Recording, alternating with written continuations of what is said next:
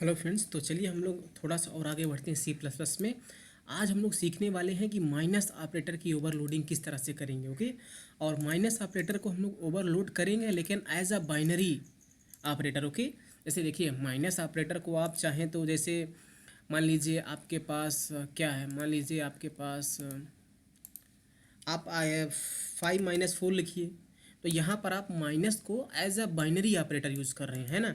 अगर आपने लिखा लेट से इंट x इक्वल टू -5, तो यहाँ पर आपने माइनस को as a unary operator use किया है ना, लेकिन यहाँ पर as a binary operator use किया है ना। तो आज मैं आपको माइनस ऑपरेटर की ओवरलोडिंग बताऊंगा लेकिन बाइनरी ऑपरेटर की तरह। ठीक है, तो वही एग्जांपल हमने ओपन कर लिया है। तो ऑपरेटर ओवरलोडिंग पर 2 लेक्चर आ चुके हैं, तो दोनों वीडियोस मस्ट है देखना। अगर आपने वो दोनों वीडियोस देख लिए, आपको ऑपरेटर ओवरलोडिंग में कभी भी कोई भी दिक्कत नहीं आएगी। तो हमारे पास सिंपली यहाँ पर एक कोऑर्डिनेट क्लास है जिसमें 2 प्राइवेट मेंबर वेरिएबल हैं, ये 2 फंक्शन है वैल्यू को सेट करने के लिए और वैल्यू को प्रिंट करने के लिए। ओके, यहाँ पर हमने 3 ऑब्जेक्ट्स बनाए हैं, C1 C2 C3। C1 और C2 में हमने रिकॉर्ड्स को रखा है। तो लेट से यहाँ पर 6 है तो मैं यहाँ पर कर दे रहा हूँ 7 है तो 6, यहाँ पर 6 है तो मैं कर दे रहा हूँ 5। ओके, तो यहाँ पर हमने सेट कर दिया C1 और C2 की वैल्यू। अब मैं क्या चाहता हूँ कि जो C1 है उसमें से मैं C2 को सब्ट्रैक्ट कर दूँ इस तरह से। तो जो भी C1 का रिकॉर्ड होगा वो C2 सब्ट्रैक्ट होगा, यानी कि 7 में से 6 सब्ट्रैक्ट होगा तो 1 आ जाएगा, और 6 में से 5 सब्ट्रैक्ट होगा तो 1। तो यहाँ पर जो कोऑर्डिनेट्स प्रिंट होने वाला है वो 1, 1 होना चाहिए। अब हमें पिछले लेक्चर से ही पता है कि हम लोग चाहें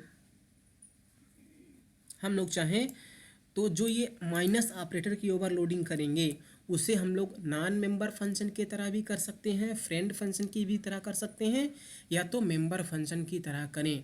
तो पहले मैं आपको बताने वाला हूँ नॉन मेंबर फंक्शन की तरह। ओके, और अगर मैं नॉन मेंबर फंक्शन की तरह बता रहा हूँ तो इसको मुझे करना पड़ेगा कमेंट में, है ना। और जो नॉन मेंबर फंक्शन वाला ये वाली कोडिंग है इसको मैं कर देता हूँ ऑन कमेंट। और यहाँ पर वही चीज़ सेम चीज़ एक्सप्लेन करने का कोई ज़्यादा मतलब नहीं है ना। और दूसरी बात क्या है कि यहाँ पर मुझे करना पड़ेगा माइनस, क्योंकि इस बार हम माइनस ऑपरेटर की ओवरलोडिंग कर रहे हैं। तो हमने कर दिया क्या, माइनस। और अब इस फंक्शन को क्या किया गया, कॉल किया गया, जिसमें C1 और C2 एज एन आर्गूमेंट पास हुआ। अब इस बात पर ध्यान रखना है आपकी, जब भी मैं आपको बोलूँ कि इस लाइन को एक्सप्लेन करूँ तो आपको क्या करना है, इस माइनस की डेफिनेशन देखनी है। माइनस की डेफिनेशन देखने के लिए आप यहाँ पर आए, आपने पूरे पूरे कोड को देखा कि कहीं इस फंक्शन को क्लास के अंदर डिक्लेयर तो नहीं किया गया है, तो डिक्लेयर भी नहीं किया गया है। अगर डिक्लेयर नहीं किया गया है तो बेसिकली ये क्या है, नॉन मेंबर फंक्शन है। अब नॉन मेंबर फंक्शन है तो इसको हमें कॉल करने के लिए कोई ऑब्जेक्ट नहीं चाहिए, इसको हम डायरेक्ट कॉल कर सकते हैं फंक्शन का नाम लिख करके, है ना। तो इसको हम किस तरह से कॉल कर सकते हैं, पहले मैं इसको हटा देता हूँ और इसको हटा देता हूँ। तो इसको हम किस तरह से कॉल कर सकते हैं, ऑपरेटर माइनस करके कॉल कर सकते हैं, C1 C2 पास कर सकते हैं, है ना। जो भी रिजल्ट आए उसको हम C3 में स्टोर कर सकते हैं। तो ये लाइन लिखना ये लाइन लिखने के बराबर है ना। तो नीचे वाली लाइन को मैंने कमेंट कर दिया। अब क्योंकि माइनस ऑपरेटर की overloading as a non member function है तो उसको मैं डायरेक्ट कॉल कर सकता हूँ, इसलिए जब मैं इस लाइन को एक्सप्लेन करूँगा तो मैं क्या बोलूँगा कि माइनस ऑपरेटर कॉल हुआ जिसमें C1 और C2 एज अ आर्गूमेंट पास हुआ, जो रिटर्न हुआ वो C3 में चला गया, है ना। तो इस फंक्शन को कॉल करते समय C1 C2 पास हो रहा है, इसीलिए हमने यहाँ पर C1 C2 को रिसीव भी किया है। अब हमें C1 और C2 के x की वैल्यू चाहिए सब्ट्रैक्ट करने के लिए, तो इसीलिए मुझे वैल्यू चाहिए। तो मैं क्या कर, ये नॉन मेंबर फंक्शन है तो C1.x C2.x मैं नहीं लिख सकता। तो मुझे C1 और जो C1 ऑब्जेक्ट है उसके अंदर जो एक्स वाई है उनकी हमें वैल्यू चाहिए, इसलिए मुझे ये वाले 2 मेंबर फंक्शन बनाने पड़ेंगे, है ना, जो क्या करेंगे, वैल्यूज़ को रिटर्न कर देंगे। तो मैं लिखूँगा C1.getX, तो C1 की वैल्यू आ गई। फिर मैं लगाऊंगा माइनस, क्योंकि इस बार हम लोग सब्ट्रैक्ट करना है, फिर C2.getX कर दूंगा, लिखूंगा C1.getY माइनस C2.getY। तो सब्ट्रैक्शन हो गया। और फिर C के XY में इन XY को हमने सेट कर दिया और C को यहाँ से रिटर्न कर दिया। सी को यहाँ से जब रिटर्न कर दिया जो C3 में कॉपी हो जाएगा। तो इस तरह से हमने, इस बार मैं थोड़ा जल्दी जल्दी बता रहा हूँ क्योंकि ये हम लोग बस रिवीजन के तौर पर देख रहे हैं। देखिए 1, 1 प्रिंट हो गया है ना यार। इस लाइन को ना आपको एक्सप्लेन करना आना चाहिए। तो जब हमने नॉन मेंबर फंक्शन की तरह डिफाइन किया माइनस को, तो C1 और C2 दोनों को पास करना है ना, क्योंकि उसका कोई कॉलर ऑब्जेक्ट नहीं है।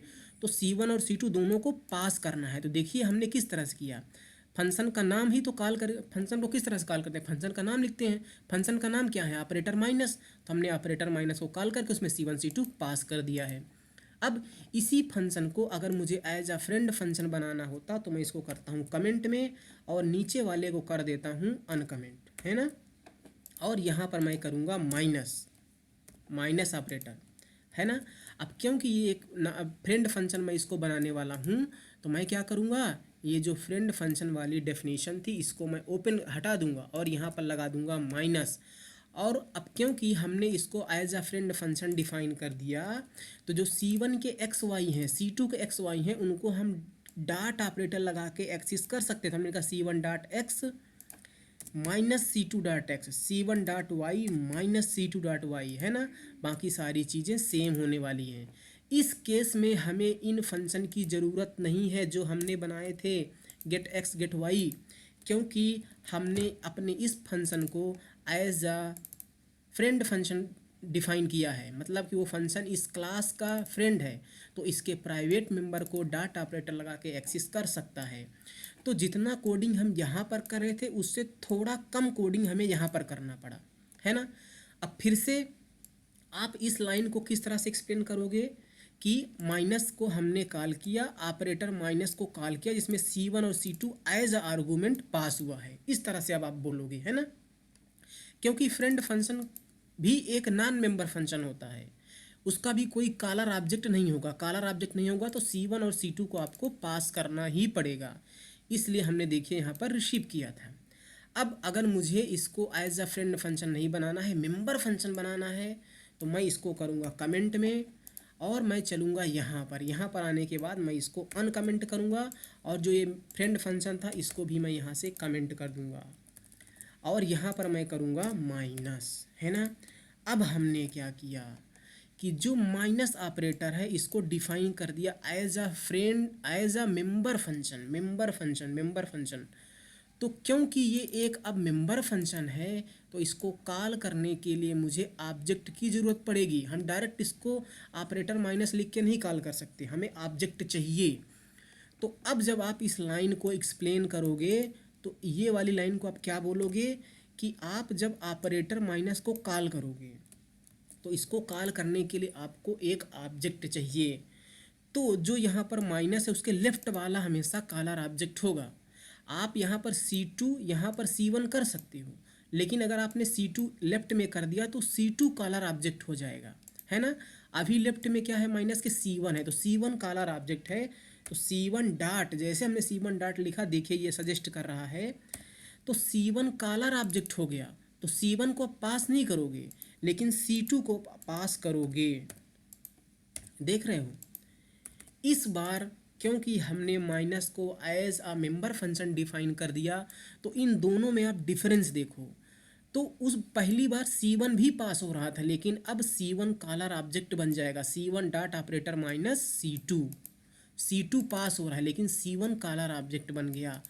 तो तीनों सिचुएशन में, चाहे आप इस तरह से डिफाइन करो, इस तरह से डिफाइन करो, या इस तरह से डिफाइन करो, तीनों ही सिचुएशन में आपको इसको एक्सप्लेन करना आना चाहिए। जब मेंबर फंक्शन है तो C1 ने माइनस, जो यहाँ पर ऑपरेटर माइनस है उसको कॉल किया जिसमें C2 पास हो गया, ये चीज़ लिखने के बराबर है। अब ये वाली लाइन ये लिखने के बराबर है, पहले ये लिखने के बराबर थी, है ना। तो यहाँ पर C1 ने ऑपरेटर माइनस को कॉल किया, तो क्योंकि C1 ने कॉल किया है तो इसके अंदर जब मैं x लिखूंगा वो C1 का माना जाएगा, जब मैं y लिखूंगा वो C1 का माना जाएगा। और C2 का XY मैं C2 dot x C2 dot y लिख करके एक्सिस कर सकता हूँ, है ना।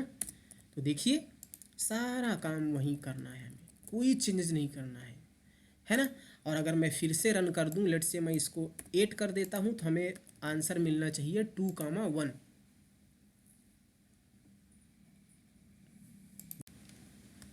तो 2, 1 हमें यहाँ पर मिल रहा है।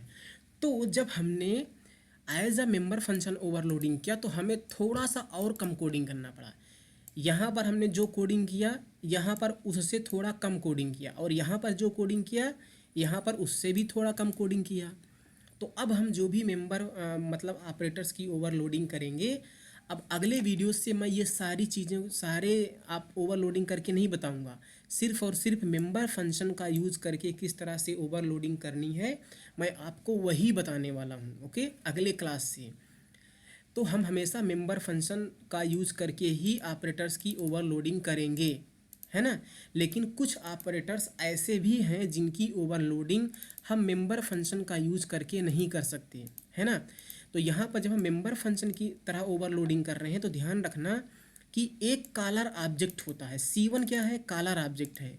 तो C1 जब कॉलर ऑब्जेक्ट है तो C1 का टाइप क्या है? कोऑर्डिनेट है। तो हम जिस क्लास का कॉलर ऑब्जेक्ट है, ये अब बहुत बड़ी बात मैं बोल रहा हूँ, ध्यान से सुनना, जिस क्लास का कॉलर ऑब्जेक्ट है उसी क्लास में हमने मेंबर फंक्शन बनाया है। समझ में आई? हमने क्या बोला? हमने क्या बोला कि जिस क्लास का कॉलर ऑब्जेक्ट है, C1 क्या है? Collar object. किस क्लास का है? कोऑर्डिनेट क्लास का। तो कोऑर्डिनेट क्लास में ही हमने मेंबर फंक्शन बनाया है, इस बात को ध्यान रखना। ओके, तो आई होप आपको ये समझ में आया होगा। Thank you so much, bye bye.